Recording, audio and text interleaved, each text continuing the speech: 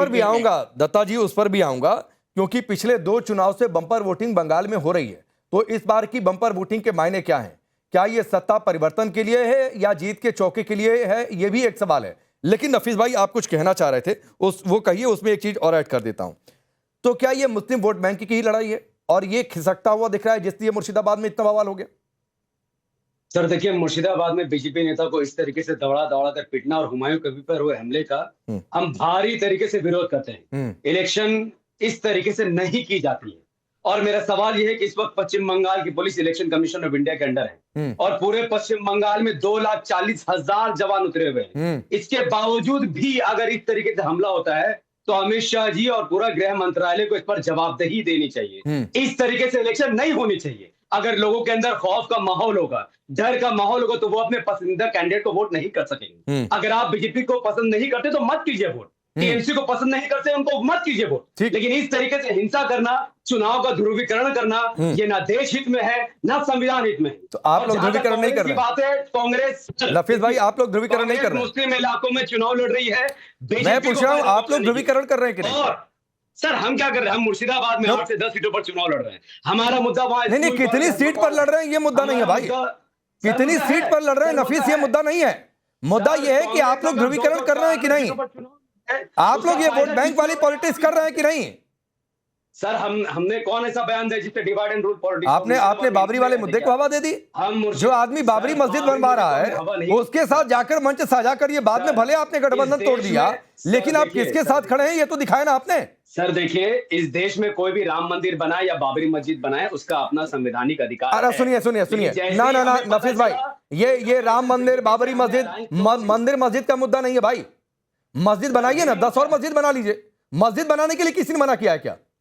लेकिन बाबरी नाम से ही मस्जिद बनाएंगे, ये इशू है और ये सवाल है। ये सुप्रीम कोर्ट ने 5 एकड़ जमीन कौन सी मस्जिद बनाने के लिए दी थी? मैंने पूरा पैराग्राफ पढ़ के बैठा हुआ हूं। पूरा तो क्या कर लिया? 1 ईंट रख लिया क्या? नफीस भाई, तो पहले वहां जाकर बनानी चाहिए थी ना मस्जिद। मिस्टर नफीस, मिस्टर क्यों भाई, क्यों? कोर्ट ने दी जमीन ना, कोर्ट ने दी जमीन, वहां पर गए और क्या उसका नाम बाबरी ही रखा जाएगा? ये कोर्ट ने कहा था क्या आदेश में? बाबरी मस्जिद का नहीं, उस मस्जिद का नाम बाबरी ही रखा जाएगा, ये कोर्ट ने अपने आदेश में कहा था कि मस्जिद बनाने के लिए जगह दे रहे हैं। जाइए, सुनिए नफीस, सुनिए भाई, अयोध्या में उस जगह, एक बात बताइए, आप कितनी बार अयोध्या में उस जगह पर गए हैं जहां पर वो मस्जिद बनाने के लिए जमीन दी गई है? कितनी बार गए? सर क्यों जाएंगे? हमें नहीं चाहिए। नहीं चाहिए हमें तो नहीं मस्जिद, आपको बाबरी चाहिए, आपको मस्जिद नहीं चाहिए, आपको बाबर चाहिए, आपको मस्जिद नहीं चाहिए नफीस। इसीलिए मैं कह रहा हूं कि आप ध्रुवीकरण कर रहे हैं। अब आपने खुद को एक्सपोज कर दिया मिस्टर नफीस, आपने खुद को एक्सपोज कर दिया कि आप ध्रुवीकरण के जरिए वोट चाहते हैं, क्योंकि आपको मस्जिद नहीं चाहिए, आपको बाबरी चाहिए, आपको मस्जिद से नहीं मतलब है। यही आस्था सुप्रीम कोर्ट को भी है और यही आस्था आपको भी रखनी चाहिए। ठीक है, अगर आपको पूरा भरोसा था, मुझे पूरी आस्था है। सुनिए, मैं हिंदू हूं, मैं मंदिर में आस्था रखता हूं, लेकिन मैं हिंदू होने के नाते मैं सभी धर्मों का सम्मान भी करता हूं और मैं अपने मुस्लिम भाइयों की भी आस्था में उतना ही सम्मान करता हूं और उनकी मस्जिद में आस्था। अब चले गए आप, यस, आप इस पूरे डिबेट को दरअसल मिस्टर नफीस मंदिर मस्जिद मुद्दे पर ले जाकर सेंट्रलाइज कर देना चाहते हैं। सुनिए, एक बात कहते हुए मैं आगे बढ़ता हूं। सुनिए, जाकर कभी, सुनिए ना मिस्टर नफीस, सुनिए, कभी आप जाइएगा अयोध्या की उस जगह पर जहां पर कोर्ट ने जमीन दी, कभी जाइएगा और जाकर देखिएगा सर, ईंट तो दूर की बात है, 1-2 बोर्ड लगा होता, वो बोर्ड तक सही सलामत नहीं रह गया है। नींव की बात छोड़ दीजिए, बोर्ड तक सही सलामत नहीं है। अभी मैं होकर आया हूं कुछ समय पहले, तो रुक जाइए सर, मैं फिर कह रहा हूं कि आपको मस्जिद नहीं चाहिए, आपको वोट बैंक के लिए बाबर और बाबरी का नाम चाहिए। अब चलिए विजय शर्मा, एक सवाल जो नफीस ने कहा, 1 मिनट रुक जाइए भाई, इतनी बड़ी डिप्लॉयमेंट सेंट्रल फोर्सेस की थी, कैसे इतना बवाल हो गया? राकेश जी, शायद आपने भी संबोधन सुना होगा प्रधानमंत्री जी का, उन्होंने भी साधुवाद दिया, इलेक्शन कमीशन को भी दिया है और लोगों को भी दिया है कि 2021 के मुकाबले हिंसा कम हुई है और हिंसा कम करने की कोशिश भी की गई है। सुरक्षा बल मुस्तैद रहे, लेकिन टीएमसी के गुंडों ने, क्योंकि उन्हें हार सामने नजर आ रही है, दीवारों पे लिखी हुई है, आपने देखा तो किस तरह से वो निराश थे, हताश थे, उन्होंने शांति भंग करने की कोशिश की है। प्रशासन अपना काम करेगा, लेकिन मैं तो साधुवाद देता हूं जिस तरह से मोदी जी ने कहा है, भय हारेगा, बोला है ना, भय हारेगा, विश्वास जीतेगा। तो आप देख लेना, आप बाबरी वालों के लिए यहाँ जगह नहीं है। ये भारत राम का है, राम का है भारत, बाबर का नहीं है। यहाँ राम मंदिर बनेगा, बाबर और बाबरी मस्जिद के लिए जगह नहीं है यहाँ पे, क्योंकि बाबर एक आक्रांता था, लुटेरा था, वो अपराधी था, उसने देश में इतने घटनाएं की है। तो ऐसे बाबर को हम अपना नेता नहीं मानते, अभिनेता नहीं मानते, वो नायक नहीं हमारा। हम भगवान राम में आस्था रखते हैं, ये देश भगवान राम का है। तो आप अगर आपने बात करनी है तो विकास की बात कीजिए, जिस तरह से प्रधानमंत्री मोदी जी ने विकास की बात की है, महिलाओं की बात की है, किस तरह से को रोड मैप देने की बात की है। बाबरी के नाम पे यहाँ कोई आपके बहकावे में आने वाला नहीं है। और आप जितना मर्जी हिंसा फैलाने की कोशिश कर लीजिए, प्रशासन चुस्त व दुरुस्त है, एक एक का हिसाब होगा, कानून हिसाब करेगा। वो दिन गए जब आप भय दिखा के वोटिंग करवाते थे। क्या बंदर बचाएंगे आप? नहीं, सुन लीजिए, कान खोल के सुन लीजिए। 4 मई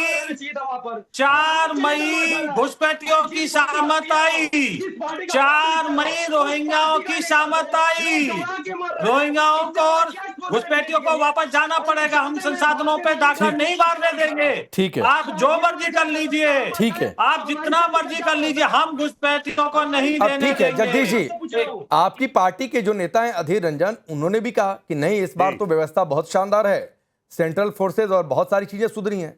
फिर भी आपको कमी आज बीजेपी में दिख रही है, जबकि लड़ाई बीजेपी टीएमसी के बीच में है। आप तो नहीं है इस लड़ाई में। देखिए, लड़ाई की बात नहीं है भाई, मुझे तो खुशी है कि कम से कम आज हम पूरे सीटों पे लड़ रहे हैं भाई। आज लड़े, कल जीत जाएंगे, हार जीत तो चलती रहती है, कहीं ना कहीं पार्टी खड़ा करने की बात है। और रही ममता की और बीजेपी की, ये लोग जानते हैं कौन कैसे, दोनों एक ही थाली के चट्टे बट्टे हैं भाई।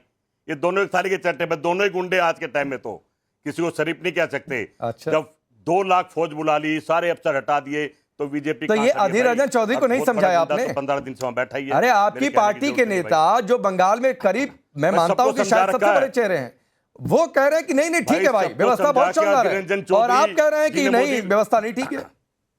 मोदी ने केमचू कर लिया होगा। अरे भाई, मोदी ने केमचू कर दिया होगा, इसमें क्या पता लगता है, वो तो कर देता। अरे आपके कार्यकर्ता बिकाऊ है क्या? आपके नेता बिकाऊ है क्या जगदीश जी? प्रोटोकॉल तोड़ के, अरे हद हो गई भाई। अरे राकेश जी अपने नेताओं को बिकाऊ कह रहे हैं, टीवी चैनल के ऊपर कह रहे हैं। ये बात एक तरफ ममता दीदी के साथ केंद्र में बैठते हैं, वहाँ ये किस तरह से उनकी बुराई कर रहे हैं। हमें पता है कि देश बर्बाद कर दिया तुमने, तभी कोई सीट नहीं आने वाली, खाता नहीं खुलेगा, और तुम लोग झूठे, खाता नहीं खुलेगा। समझ लीजिए, जितना आप देश का लोकतंत्र का अपमान करेंगे, जनता आपको सबक सिखाएगी। आपने खुद हार मान ली, समझ गया। वेस्ट बंगाल में आप हारने जा रहे हो, खाता नहीं खुलेगा। जनता तुम्हें वोट नहीं देगी, झूठ बोलो, जोर से बोलो, कहीं भी वोट नहीं दे रही है।